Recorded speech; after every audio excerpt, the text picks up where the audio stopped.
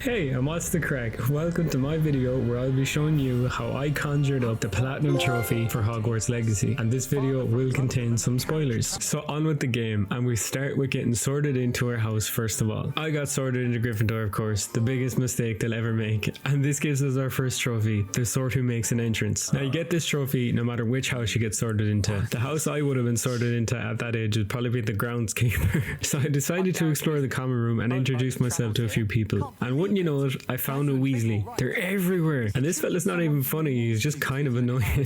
But on to the next trophy, which was called First Class Student, and to acquire this trophy is quite easy. You just learn a new spell and partake in a new mini game. And once the class is near finished, you actually make some new friends, one of which is called Natty, and I prefer her over the next friend that we make, who is a Slytherin called Sebastian Swallow, and he is an entitled little shit. And as we are the most underprepared 5th year ever, we decided to go to Hogsmeade to get a few things. But I won't show you the most boring things, I'll just show the most interesting one. And that interesting part is the wand choosing me, even though I got to make it. And I definitely picked the right time to get this wand, because in the next trophy that was unlocked called Troll with the Punches, you acquire this trophy for using that brand new wand of yours to take on a fully grown troll. After a well-earned nasty butterbeer, because we took on a fully grown troll, we decide to head back to the castle. We get to show true power to unlock this next trophy, and it was called A Keen Sense of Spell. And I say true power because we get to unlock something called Ancient Magic and then use it on a foe. Imagine how quick the Harry Potter series would be over if we had this. Putting the statues at the edge seems like a massive oversight if they're trying to protect them. On a hide and seek ghost hunt to find out where I had to go next, and I could only do this with the help of a ghost. So our adventure is taking us to a cave where there is just far too many spiders. But after dealing with all them, we go on to our next trophy called the Gryffindor in the Graveyard. You gain this trophy for discovering the map chamber as a Gryffindor. While in the same room, we get our next trophy called a Talent for Spending, and you can acquire this trophy by spending 5 talent points in any of the 5 categories. I put most of mine into spells. We then move on to a new class, and then we get to learn how to fly. And I still find it quite sad that they never included Quidditch in the game. And speaking of new, we also try to make a new friend, and his name is so funny, I just can't get over it. Like, if they don't like him that much to call him ominous, why not just call him Red Herring in the first place? Moving on to the next trophy, that's a keeper. You can acquire this trophy by taking on this big bad man here and defeating him to pass one of the trials, which was set by one of the keepers. While on the way to that trial, I came across this guy, and to be honest, these guys aren't very intimidating. Or is that just me? Not all goblins in this game are bad, like this goblin called Lodgok, who is providing a good bit of help for us. And speaking of help, we go on to help the groundskeeper in this game remove Demiguy's moons because he's afraid of them. But we're not doing this out of the goodness of our heart, because he promised he'll teach us a spell called Alohomora, and this spell lets us unlock locks. And if this spell exists in this world, what in the name of Christ is the point of having a lock on a door if anyone can unlock it knowing this spell? Anyways, moving on to the next trophy I unlocked called Raising Expectations, and the way you unlock this trophy is by getting a combo of 100, and this is a quite easy trophy to get if you come across a group of gnomes, or to make it even easier, find a troll. After that trophy, we go on to keep helping Lodgok find a helmet that his kind made and he wants back, but we have to fight our way through these things called Inferis, and you can't beat these things unless you cast a fire spell at them first. And after fighting them, I decided it was time to get my next trophy called Loom for Improvement, and you get this for upgrading any gear that you have on you to make yourself a bit more protected. But you can't upgrade your gear with money. The only way you can upgrade it is by collecting stuff off the animals you've rescued. I swear they're well looked after, they want me to take the things off them. With my gear upgraded, there is no better time to help Sebastian Swallow and his sister by taking on a bunch of goblins to defend Felcraft. And we're not done with helping people there, because we decide to help our new friend Poppy, and she's asked us to help because there's a lot of poachers in the area hurting and capturing animals. While helping Poppy, I managed to claim my next trophy called the Defender of the Dragons, and this was a cool trophy to get because we break into a poacher's camp and then rescue none other than a dragon. Like, how many wizards can say they rescued a dragon? And a dragon is not the only cool creature we get to rescue in this game. We also get to rescue and ride a hippogriff, and we also get to keep her as a flying mount throughout the rest of the game. There is one more creature we do get to rescue, but I'll tell you about that in a bit. But now back to the trophies, with this next one I got called the Spellmaster, and you can gain this trophy by learning all the spells in the game. Learning these spells reminds me of the old PS2 Harry Potter games. Anybody else? And after learning all the spells, that actually unlocks one more trophy for us here, called Challenge Accepted. And you get this for completing all tiers of challenges. You also get a lot of cosmetic gear for completing these challenges, which is fun. There are other challenges in this game as well. We then break into one of the bad guy's places to find out what his plans are to try and take over the world, or whatever it is he's trying to do. Throughout the game, you get the chance to learn unforgivable curses. I decided to learn two and never use them because I had the ancient power. And why is it the ancient power is okay, but the curses aren't? I mean, this looks a lot more dangerous than any curse. But back to the story and the trophies. Speaking of which, the next one I got was called the Hollowed Hero, and you can acquire this trophy by beating the third Seeker's challenge. And I personally thought that this trial was definitely the coolest part of the game. The art style is absolutely class, and what you get to wield in the third trial is absolutely unreal. Advancing on to the next trophy, it was called Coasting Along, and you can acquire this trophy by visiting Podshire Coast, which is this lower part of the map. Either they don't trust you, or you don't care enough about Anne to watch. I've known Anne all of about 5 seconds. While still helping Anne, I get my next trophy called The Ends Petrify the Means. And how you can unlock this trophy is by using Petrificus Totalis on 50 enemies while sneaking. What in the Christ is he trying to do? Is he trying to run up a tornado to take me out or something? Or maybe he was trying to distract me from the troll.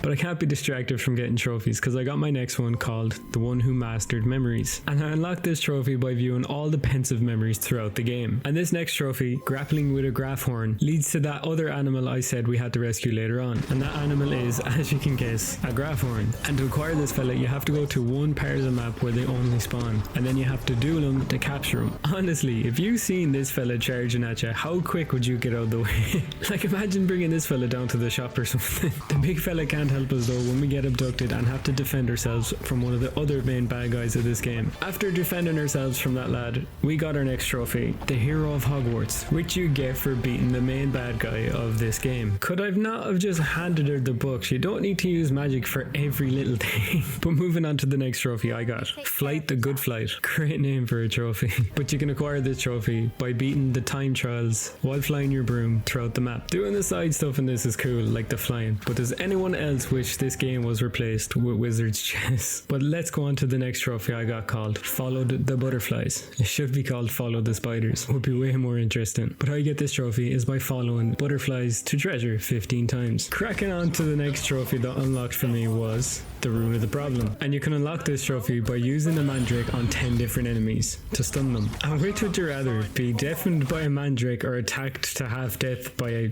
chomping cabbage? The next trophy I went on to acquire was called Rising from the Ashes, and you can earn this trophy by rescuing a phoenix from a bunch of bad guys that you have to fight off in a cave. After rescuing that phoenix and then leaving, I fell into a pit of hell, and it is an ungodly big spider. I'm not afraid of spiders, but Christ, I'd run from that thing. Imagine dying and then you still have to go into work. That's one hell of a contract to have. Forging ahead to the next trophy that I got, it was called A Sallow Grave, and it is quite easy to get this. To achieve it, all you have to do is complete Sallow's quest line, which is fighting off in Fury and getting an artifact. I find it funny how he acts brave throughout the whole lot of this until the end where he runs away like a big baby. And we're not done with the helping trophies just yet, because I got the next one, the Avenging Gazelle, and it's very similar to the last trophy. You have to complete Natty's quest line, which is fighting and beating this fella. And for the last of the friend trophies, I got Beast Friends, and you can acquire this by finishing off Poppy's quest line, which is helping her defeat bad guys to help protect an endangered species. On to the next trophy that I managed to unlock. It was called Flew Around the World. These trophy names are absolutely brilliant. And how you can achieve this trophy is by going around the map and unlocking all the Flew Flames, which are the fast travel points. I'm curious, even in a magical school, would you not get bullied for wearing a cape around the place? But anyways, the next trophy that I managed to gain was the Intrepid Explorer, and you get this for exploring all Karen dungeons. You go into them throughout the main story anyways, so it's not that hard to get. There are so much fun things to discover in this game as well, like this little bit here. And of course the trophies are cool too, like this one I got, Demiguy's Dread. And how you can obtain this trophy is by collecting all the Demiguy statues around the world. If you explore this game, you will unlock trophies randomly, like this one, Room with a View. And you get this for accidentally breaking into the headmaster's office and going up to the top floor. All that exploring eventually paid off to get this trophy called the Seeker of Knowledge. And you get this trophy for winning the House Cup. Dumbledore would be so proud. Still exploring and still getting trophies, like this next one called the Good Samaritan. And you get this for completing all the side objectives in the game. Like this side mission where you have to get your own shop by fighting off an evil witch who tries to unalive you. And then I unlocked the hardest trophy in this game, Rise to the Challenge. And how you can gain this trophy is by defeating all the bad guys in the battle arenas. And these arenas throw every type of enemy your way, so be prepared with Wiggenwell potions. A trophy that's a bit easier but still takes time is Merlin's Beard. And how you can obtain this trophy is by completing all the Merlin trials, which can be lighting up 3 torches, blowing shit up, probably my favorite one, and bringing bugs to a stone statue which are lit wand. And there are plenty more. The next trophy I managed to earn was the Nature of the Beast, which you can get for breeding every type of animal in the game. Breeding and then taking care of the animals is probably the best part of this game. And I must say, the little animals that come out are absolutely adorable. But I do have to say as well that some of the animals should probably not breed. I mean, look at that. The next trophy that came to be in my possession was Finishing Touches. And how you can get this trophy into your possession is by using ancient magic on every type of enemy in the game. I also recommend taking down which ones you've already done it on. Probably should have got this trophy before I got the last one, but it was called Third Time's the Charm. And to acquire this trophy, you just have to upgrade one piece of gear 3 times. I swear this does not hurt the animals in any way. The next trophy that I came by was called Going Through the Potions. And to come by this trophy yourself, you're just going to have to brew every type of potion in the game. Acquiring the trophy, a forte for achievement, is the longest trophy in the game because you have to reach level 40. And you can reach level 40 by completing main quests, solving Hogwarts secrets, or just upgrading your gear. Another trophy I probably should have got sooner, Putting Down Roots. And you can acquire this for growing all type of plants in the Room of Requirement. Also, a piece of advice if you're getting the platinum for this game, grow loads of mallow sweet. And since I reached level 40, I got my next trophy, Savvy Spender, which is just spending all your talent points to upgrade things like your spells or stuff for the Room of Requirement. And then I wanted to celebrate getting to level 40, and I wanted to get milkshakes, so I decided to get my next trophy, Spilled Milk. And you get this for being cruel to the cows and spinning them upside down 7 times. And then I went on to get the most annoying trophy in this game, called Collector's Edition. And you get this trophy for completing all the collections, which means you collect all the guide pages and all the chests throughout the world. I wonder what the game would have been like if I was put in a different house. Well, that was an interesting dream. I wonder what I'm going to do today. I know what I'll do. I'll get my next trophy called the Wise Owl. And how I'll get this trophy is by unlocking the map chamber as a Ravenclaw. And now for this next trophy, the Auror's Apprentice, we're doing the same thing again, except this time we have to be a Hufflepuff. So we'll have to open the map chamber as a Hufflepuff. I must say though, I really do love the way they made details of every common room in the game. Like they could have made every common room the exact same, just copied and pasted, but they didn't, which makes it really cool. So now we're on to the second last trophy, and it was called the Toast of the Town, which you get for discovering the map chamber as a Slytherin. And then of course, naturally, the Platinum Trophy unlocks. And this game is so much fun to play. Even if you've played it already, go back and play it again. And now for the rating of this game, I'll rate it about a 4 out of 10. I would have rated it 3 out of 10, but those battle arenas can be absolutely devastating to do.